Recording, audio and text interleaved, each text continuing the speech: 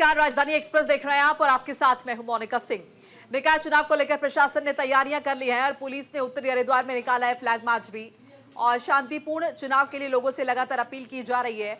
निकाय चुनाव को लेकर प्रशासन ने तैयारियां तेज कर दी हैं। पुलिस ने उत्तरी हरिद्वार में फ्लैग मार्च निकाला है। पुलिस ने लोगों से चुनाव को शांतिपूर्ण और निष्पक्ष तरीके से संपन्न कराने के लिए समर्थन की अपील की है। फ्लैग मार्च का नेतृत्व कुंदन सिंह राणा ने किया है। पुलिस बल ने खड़खड़ी से मार्च की शुरुआत करते हुए हरकी पैड़ी, अपर रोड, ब्रह्मपुरी और बिलकेश्वर क्षेत्र का दौरा किया है। मार्च का समापन शहर कोतवाली में हुआ है और उस मार्च की तस्वीरें भी आपके साथ स्क्रीन पर साझा कर रहे हैं। निकाय चुनाव को लेकर तमाम तैयारियां प्रशासन द्वारा की जा रही हैं। पुलिस ने उत्तरी हरिद्वार में फ्लैग मार्च निकाला है और लोगों से शांतिपूर्ण ढंग से चुनाव की अपील की है।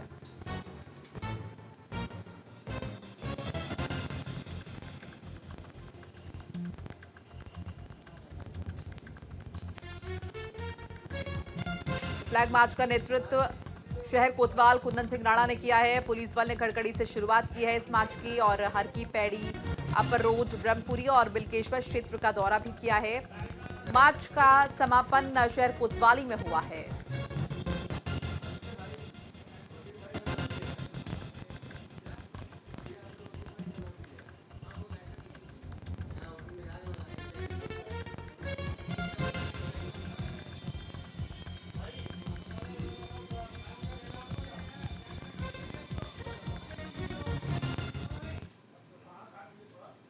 हरिद्वार निकाय चुनाव में बीजेपी की तैयारी तेज हो गई है। डोर टू डोर प्रचार कर रहे हैं बीजेपी के प्रत्याशी। सड़क, बिजली, पानी के मुद्दे पर चुनाव लड़ रही है भारतीय जनता पार्टी। हरिद्वार निकाय चुनाव को लेकर बीजेपी की तैयारियां तेज हो गई हैं। इमली खेड़ा नगर पंचायत में बीजेपी के प्रत्याशी Rajbala Saini door to door campaign कर रहे हैं, प्रचार कर रहे हैं, प्रसार कर रहे हैं। पार्टी सड़क, बिजली, पानी के मुद्दे पर चुनाव लड़ रही है। डोर टू डोर कैंपेन जो है क्षेत्र में चर्चा का विषय बना हुआ है। जो बीजेपी के प्रत्याशी लोगों से मिलकर उनकी समस्याएं सुन रहे हैं और विकास के लिए वादे भी कर रहे हैं।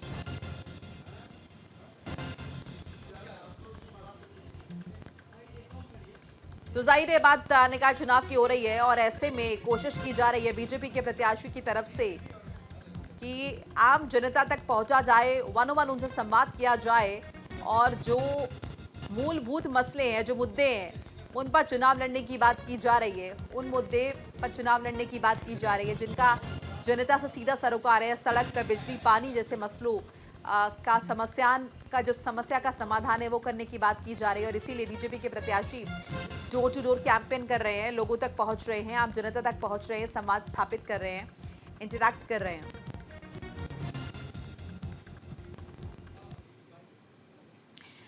जब निकाय चुनाव हो तो आम जनता के छोटे मुद्दे बहुत अहम हो जाते हैं। निकाय चुनावों में नगर पालिका विकासनगर बहुत अहम सीट मानी जा रही है। विकासनगर नगर पालिका 5 जुलाई 1971 को पहली बार वजूद में आई थी और पहले अध्यक्ष चंदन लाल अग्रवाल निर्वाचित हुए थे। कांग्रेस और बीजेपी इस सीट पर दमखम के साथ लड़ रही है। बताने की दोनों के प्रत्याशी ही अपनी अपनी जीत का दावा कर रहे हैं। क्या कुछ कहना है दोनों ही प्रत्याशियों का, वो भी आपको सुनाएंगे।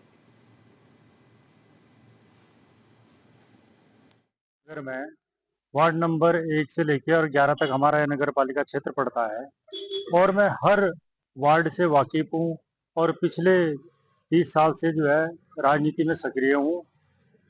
विकास नगर में जो है सबसे बड़ी समस्या पार्किंग की समस्या और विजन मेरा बहुत बड़ा है और पहले जनता मुझे आशीर्वाद दें और जरूर आगे अच्छा काम करेंगे विकास के लिए। विकास में ज़्यादातर मुद्दे तो नगर पालिका से संबंधित ही लोग बता रहे हैं, पर यह लोगों में विश्वास है और जोश है कि सारे ही कार्य यहाँ पे बहुत अच्छे से हो रहे हैं। जो कार्य नहीं हुए हैं आगे उन कार्यों को कंटिन्यू करने के लिए भी हमारी सरकार का आना दोबारा बहुत ज़रूरी है, क्योंकि केंद्र में भी बीजेपी है, राज्य में भी बीजेपी है। तो अगर सारे में बीजेपी होगी तो विकास दुगनी गति से होगा यहाँ पर। यही सब लोगों का मुद्दा है कि कहीं पे भी अगर कोई परेशानी है, अगर वो उस चीज़ को लेके मेरे पास आते हैं तो उनका ये कहना है कि आप उन्हें अच्छे से सॉल्व करके हमें दें। हम तो इस तरीके का वादा चाहते हैं कि देखिए पूरी विकासनगर का माहौल इस टाइम बिल्कुल अच्छा नहीं है। एक तो बच्चे स्कूटी तेज़ चला रहे हैं और दूसरा कहीं भी आप देख लीजिए नालियाँ ये सब इतना गंदा पड़ा हुआ है, कहीं भी कोई कूड़े के ढेर पड़े हैं, कोई ध्यान नहीं देता है, किसी भी चीज़ पे। आप बोलते रहिए, कुछ भी कीजिए, कोई वो नहीं करके राज़ी है।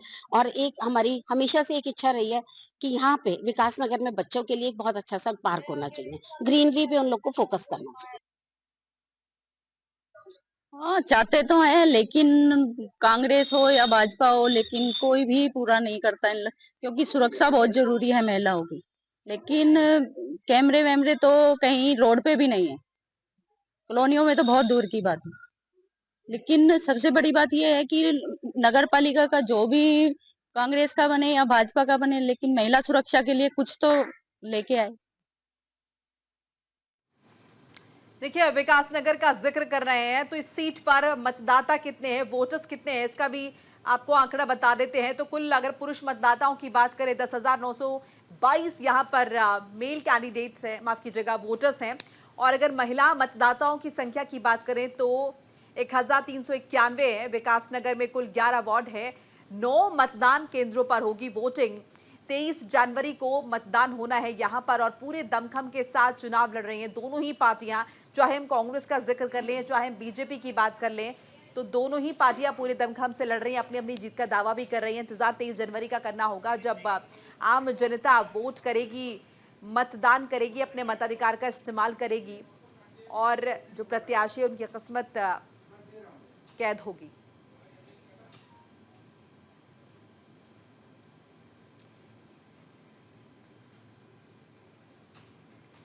वहीं देखिए, बेरीनाग में निकाय चुनाव को लेकर तैयारियां तेज हैं। चुनाव में प्रत्याशियों ने तेज किया है प्रचार अभियान, घर घर जाकर जनसंपर्क करें प्रत्याशी। बेरीनाग में निकाय चुनाव को लेकर तैयारियां तेज हो गई हैं। चुनाव में अभियान जो है वो काफी तेज है। घर घर जाकर कैंपेन किया जा रहा है, जनसंपर्क साधा जा रहा है और लोगों से अपील की जा रही है। उम्मीदवार लोगों से अपने अपने पक्ष में वोट की अपील कर रहे हैं। जाहिर है कोई मौका नहीं चूकना चाहते और इसीलिए निकाय चुनाव को लेकर, क्योंकि वक्त देखिए कम है और लगातार लोगों से अपील की जा रही है कि वो उनकी पार्टी के पक्ष में वोट करें। मैं बेरीनाग के समस्त 7 वार्डों में घूम रही हूँ, जहाँ से लोगों का मुझे पूरा स्नेह, सम्मान और समर्थन मिल रहा है, जिस बात की मुझे बहुत खुशी है। और साथ ही वे सभी लोग मुझे अपनी समस्याएं बता रहे हैं और उन समस्याओं की ओर अगर मैं आपका ध्यान आकर्षित करूं तो वही समस्याएं हैं पेयजल की समस्या, रास्तों की समस्या और स्ट्रीट लाइट की समस्या। मेरे द्वारा इन समस्याओं को के समाधान हेतु पूर्ण प्रयास किया जाएगा। बागेश्वर निकाय चुनाव में गरमाई है सियासत। राज्य मंत्री ने किया है बीजेपी की जीत का दावा, घर घर जाकर वोट की अपील की है। नगर निकाय चुनाव में राज्य दर्जा मंत्री शिव सिंह बिष्ट ने मोर्चा संभाल लिया है। उन्होंने चुनाव में बीजेपी की जीत का दावा किया है। शिव सिंह बिष्ट ने कहा कि गरुड़ में नगर पंचायत से बीजेपी प्रत्याशी चुनाव प्रचार में घर घर जाकर वोट की अपील कर रहे हैं।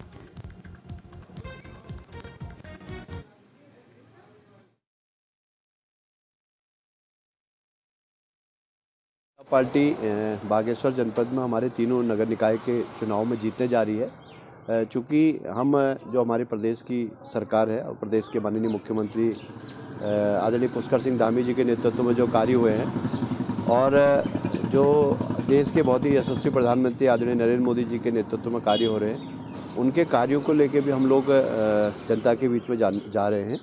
और जनता भी चूँकि जो राज्य सरकार हो चाहे केंद्र सरकार हो, उनके कार्यों को देखकर जनता बहुत खुश है और जनता का लगाव भारतीय जनता पार्टी के पक्ष में है। यहाँ का समर्थन मेरे भाइयों का, भारतीय जनता पार्टी का और सभी क्षेत्रवासियों का बहुत अच्छा समर्थन मुझे मिल रहा है। और यहाँ का देखने में जहाँ भी जा रही, मतलब जितने वार्डों में भी हमारा भ्रमण चल रहा है, यहाँ पर की सभी लोगों की समस्याएं ज़्यादातर ये हैं कि वहाँ पर पानी की व्यवस्था नहीं है और रास्तों की परेशानियाँ हो रही हैं और क्या कहते ये लाइट की व्यवस्था नहीं हो रही है। तो मैं यही चाहूँगी कि अगर मैं नगर पंचायत की अध्यक्षता की बन जाती हूँ आप लोगों के आशीर्वाद से, तो मैं सबसे पहले तो यहाँ अपने नगर गरुड़ नगर का विकास करूँगी, पानी की शुद्ध पेयजल की व्यवस्था करूँगी।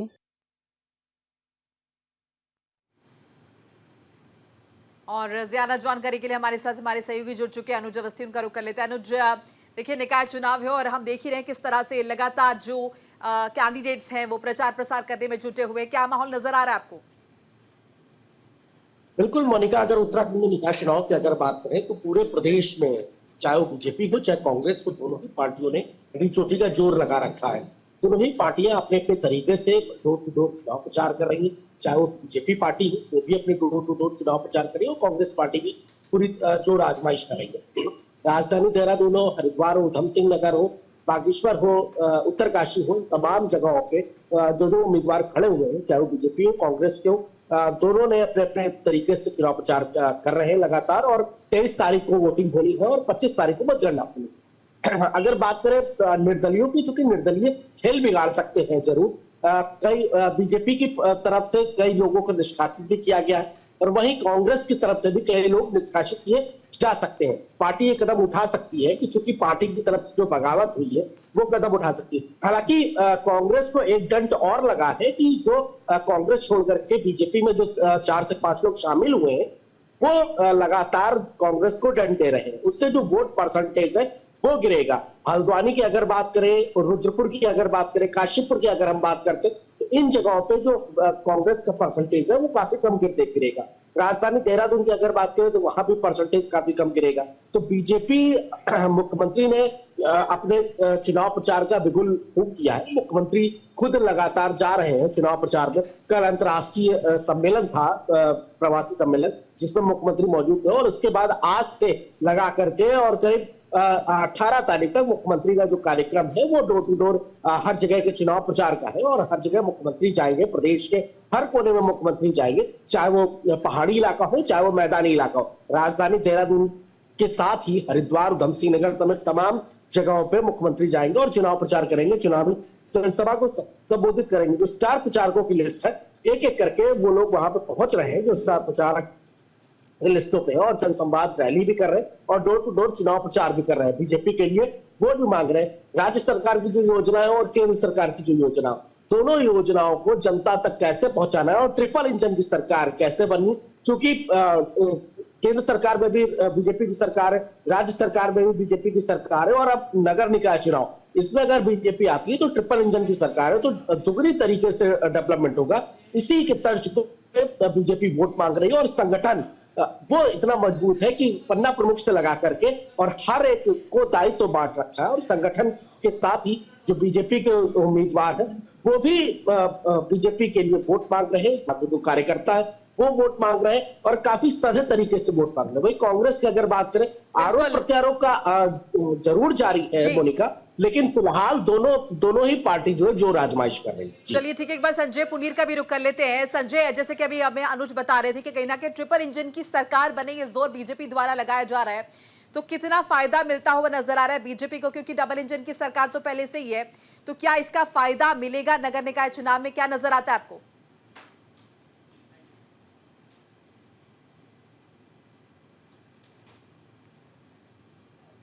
पार्टी और कांग्रेस की बात की जाए तो दोनों ही पार्टी के जो प्रत्याशी है अपनी अपनी जीत को लेकर पूरी तरह अस्वस्थ नजर आ रहे हैं, क्योंकि नगर निकाय चुनाव है। इनमें सबसे ज्यादा जो प्रभावी होते हैं वो स्थानीय मुद्दे होते हैं। सड़क की बात की जाए या फिर स्वास्थ्य की बात की जाए या फिर शिक्षा की बात की जाए, इन्हीं मुद्दों को लेकर जो जनता होती है वो अपने प्रत्याशी का चयन करती है। यही वजह है कि अब इस बार जो हरिद्वार है, हरिद्वार में काफी नई जगह भी आई है। इमलीखेड़ा पंचायत की बात की जाए या फिर कलियर की बात की जाए, तो तमाम ऐसे क्षेत्र जो इस बार ही पहली बार नगर पंचायत क्षेत्र में आए हैं, तो वहां पर भी तमाम ऐसे ही मुद्दे हैं जो कहीं ना कहीं जनता उनको देख रही है कि जो उनका प्रत्याशी हो कहीं ना कहीं उनके हितों में हो और जो स्थानीय मुद्दा हो। शिक्षा की बात की जाए, शिक्षा के क्षेत्र में कार्य करे, तो तमाम, क्योंकि हम लगातार देखते हैं कि जब बरसात का सीजन आता है तो कहीं ना कहीं जो राजनीतिक दल होते हैं वो गायब हो जाते हैं। तो जनता यही चाहती है कि हमारे साथ सुख दुख में खड़े हो, जो स्थानीय मुद्दे हो उन पर कार्य किया जाए। जी चलिए, शुक्रिया संजय पुनीर, अनुज अवस्थी, आपका हमारे साथ जुड़ने के लिए और तमाम जानकारियां साझा करने के लिए। बहरहाल आगे बढ़ जाते हैं। देहरादून में प्रथम अंतर्राष्ट्रीय प्रवासी उत्तराखंडी सम्मेलन का आयोजन किया गया है। सीएम धामी की पहल पर 17 देशों में रहने वाले उत्तराखंडी एक साथ सम्मेलन में जुटे। सम्मेलन में उत्तराखंड में निवेश की संभावनाएं, हॉस्पिटैलिटी, वेलनेस, कौशल विकास, विदेश में रोजगार और उच्च शिक्षा के साथ ही उद्यान, जड़ी बूटी में संभावना पर पैनल डिस्कशन भी किया गया। बताने कि दिसंबर 2023 में आयोजित इन्वेस्टर समिट से पहले धामी विदेश दौरे पर गए थे, जहां प्रवासियों ने उनका उत्तराखंड की रीति रिवाज से, परंपरा से स्वागत किया था। प्रवासी प्रकोष्ठ गठित कर दिया है, इसकी प्रक्रिया हमारी हो चुकी है पूरी, और उसके प्रवासी परिषद के माध्यम से सारे लोग जो है हमारे इससे जुड़े रहेंगे। हम उनसे लगातार संवाद करते रहेंगे, उनके विचार हमको मिलते रहेंगे। और ये हमने इस बार दोनों शुरुआत की है, पहले देश भर के रहने वाले प्रवासी उत्तराखंडियों से और अब विदेशों में और पूरी दुनिया भर के रहने वाले प्रवासियों से। ये एक हमारी नई शुरुआत हुई है और ये अंतर्राष्ट्रीय प्रवासी उत्तराखंडी सम्मेलन नए वर्ष का हमारा पहला सम्मेलन है और ये वर्ष हमारे लिए कुछ खास होने वाला है, अभी खास होने वाला है। जैसे आज प्रवासी उत्तराखंडी अंतर्राष्ट्रीय सम्मेलन यहाँ पर हुआ है, इसके बाद हम जल्दी ही राज्य के अंदर यूसीसी लागू करने वाले हैं और इस वर्ष हमको खेल जो अंतर्राष्ट्रीय खेल है उसकी भी हमको मेजबानी मिली है। वो आयोजन भी हमारे लिए बहुत बड़ा अवसर है और हम उसकी तैयारी कर रहे हैं।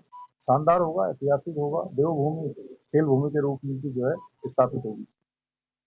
नहीं, ये बहुत अच्छा काम है जो मुख्यमंत्री जी ने पहली बार ये आह्वान किया है और सबसे अच्छी बात यह है कि हमको एक मंच में लाने का जो प्रयास किया उससे एक चीज़ तो होगी कि दुनिया में हमारे जो लोग रहते हैं काफ़ी लोग हम कनेक्ट कर रहे हैं, क्योंकि हमने अभी 1-2 से इंट्रोडक्शन किया है और उससे क्या परिचय होने के बाद हमें क्या होता है कि कहीं मदद चाहिए, भारत सरकार से मदद चाहिए, एम्प्लॉयमेंट में हेल्प मिलेगी, अपना एक इकोसिस्टम डेवलप होगा उत्तराखंड का, और जिसमें मुझे लगता है कि गाँव को अडॉप्ट करना एक बहुत अच्छा कदम है। सबसे पहले तो मैं मुख्यमंत्री पुष्कर सिंह धामी जी का बहुत बहुत आभार और धन्यवाद पूरी टीम को देना चाहता हूं कि वो हर काम में पहले तो हैं ही, लेकिन उत्तराखंडी सम्मेलन कराने वाले भी वो पहले इस प्रदेश में पहले मुख्यमंत्री है और ये सफल आयोजन उन्होंने किया है।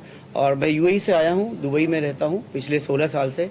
मैं मूलतः पिथौरागढ़ बेरीनाग जिले से गांव है मेरा, और मेरे दादाजी स्वतंत्रता सेनानी थे, 2 मेरे घर से स्वतंत्रता सेनानी हैं और मेरे माता पिता दिल्ली में रहते हैं। और मैं पिछले 12 साल से दुबई में जो समाज सेवा करी है, मैं 10,000 से ज़्यादा विदेश में जो भारतीय लोग फंस जाते हैं उनको निकालने में सक्षम हुआ। जैसे आपने देखा होगा जो रशिया यूक्रेन वार में जो उत्तराखंड के जो लोग आए थे 12-13, उनको भी निकालने में मेरी अहम भूमिका रही है वहाँ की लोकल अथॉरिटी से और उनसे। उत्तराखंड सरकार की और उत्तराखंड गवर्नमेंट के सभी मंत्री, मुख्यमंत्री महोदय का धन्यवाद कि सभी प्रवासियों को अपने जड़ों से जोड़ने का और गांव गोद लेने का एक माध्यम मिला है। इस तरह का सम्मेलन की हम सराहना करते हैं और इससे जो है प्रवासी जो उत्तराखंडी हैं जो दूर प्रदेशों और विदेशों में बसे हैं वो जो है अपनी जड़ों से जुड़ पाएंगे। मैं सरिता कांडपाल बिजलवान, मेरे लिए ये बहुत ही सौभाग्य की बात है कि मैंने ये सम्मेलन में इनवाइट मिला और माननीय मुख्यमंत्री जी ने हमें यहाँ पे बुलाया और हमें शामिल किया। मैं करंटली यूएई में एमिरेट्स एयरलाइंस में कार्यरत हूँ। उत्तराखंड के पौड़ी में बस दुर्घटनाग्रस्त हो गई है। 100 मीटर नीचे खाई में गिरी है बस। हादसे में 6 लोगों की मौत की खबर है, 22 लोग जख्मी हो गए हैं। उत्तराखंड के पौड़ी शहर से केंद्रीय विद्यालय जाने वाले मोटर मार्ग पर एक बस हादसा हुआ। इस हादसे में 6 लोगों की मौत हो गई है जबकि 22 लोग जख्मी हो गए हैं। जानकारी के मुताबिक बस अनियंत्रित हो गई थी, जिसके चलते 100 मीटर नीचे गहरी खाई में गिर गई। हादसा इतना भयानक था कि बस में चीख पुकार मच गई। और रुड़की से खबर आपको बता दें, पुलिस और बदमाशों के बीच मुठभेड़ हुई है। 25,000 के नामी बदमाश को गोली लगी है। जैन मंदिर में हुई चोरी में शामिल था ये बदमाश। रुड़की से बड़ी खबर आपको बता रहे, पुलिस और बदमाशों के बीच मुठभेड़ की खबर है जिसमें 25,000 के इनामी बदमाश को गोली लगी है। बदमाश ने पहले पुलिस पर फायरिंग की, पुलिस ने जवाबी फायरिंग की। चेकिंग के दौरान पुलिस ने रुकने का इशारा किया था। एक बदमाश मुठभेड़ के दौरान फरार हो गया। दोनों बदमाश बाइक पर सवार थे। ये भी बता दें कि जैन मंदिर में जो चोरी हुई थी उसमें ये बदमाश शामिल था, जिसे पुलिस ने जख्मी कर दिया है और फिलहाल ये पुलिस की हिरासत में। बदमाश जो है वो भागने में कामयाब रहा है। 25,000 के नामी बदमाश को फिलहाल गोली लगी है। ये बड़ी खबर आपके साथ साझा कर रहे हैं।